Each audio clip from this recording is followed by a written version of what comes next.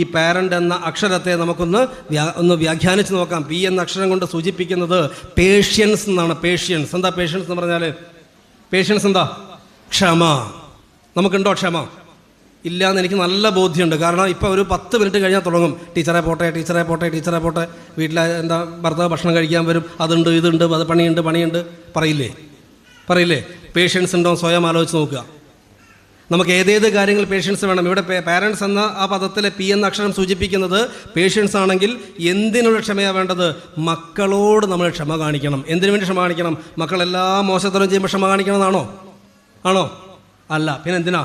മക്കളെ കേൾക്കാനുള്ള ക്ഷമയുണ്ടാവണം, മക്കൾ പറയുന്നത് മനസ്സിലാക്കാനുള്ള ക്ഷമയുണ്ടാവണം. അങ്ങനെ എല്ലാ അർത്ഥത്തിലും പാരൻസിൻ്റെ പി എന്ന അക്ഷരം കൊണ്ട് പേഷ്യൻസിനെ സൂചിപ്പിക്കുന്നുണ്ടെങ്കിൽ, ക്ഷമയെ സൂചിപ്പിക്കുന്നുണ്ടെങ്കിൽ, മക്കളോട് നമ്മൾ ക്ഷമാശീലത്വം കാണിക്കണമെന്ന് ആ അക്ഷരം നമ്മളെ സൂചിപ്പിക്കുന്നു. മനസ്സിലായോ?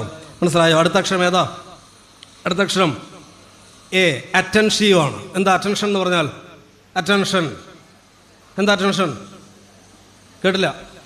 ശ്രദ്ധ. ഒന്നാമത് ക്ഷമയാണ്, രണ്ടാമത്തത് ശ്രദ്ധയാണ്. ശ്രദ്ധ നമുക്കുണ്ടോ? മക്കളിങ്ങനെ വന്നിട്ട് വൈകുന്നേരം വന്നിട്ട് സ്കൂളിലെ വിശേഷങ്ങളൊക്കെ പറയുക, നമ്മൾ ശ്രദ്ധിക്കുമോ? നീ ഒന്നും മിണ്ടാണ്ടിരിക്കുന്നു പറയും അല്ലേ? ഇവിടെ 100 കൂട്ടം പണിയുണ്ട്, അങ്ങനെ പറയാറില്ലേ? നമ്മളിങ്ങനെ ഒന്ന് ചർച്ച ചെയ്ത് നോക്കാം, അപ്പോൾ അറിയാം നമ്മുടെ ഗുണങ്ങളും ദോഷങ്ങളൊക്കെ. എന്തായാലും രണ്ടാമത് വേണ്ടത് എന്താണ്? ശ്രദ്ധ.